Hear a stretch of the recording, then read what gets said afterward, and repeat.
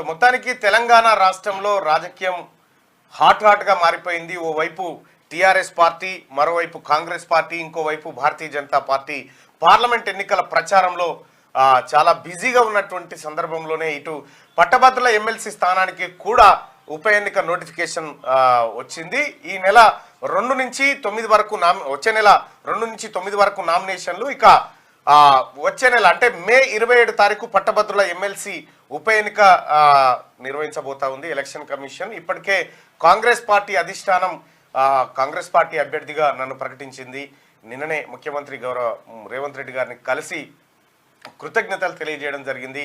రాబోతున్నటువంటి పట్టభద్రుల ఎమ్మెల్సీ ఎన్నికల్లో భారీ విజయాన్ని సొంతం చేసుకోవాలి మల్లన్న అని చెప్పి ముఖ్యమంత్రి గారు ఆకాంక్షించడం జరిగింది. అదేవిధంగా మొత్తం 34 అసెంబ్లీ స్థానాలు ఉంటే అందులో 2 స్థానాలు మాత్రమే బీఆర్ఎస్ పార్టీ ఎమ్మెల్యే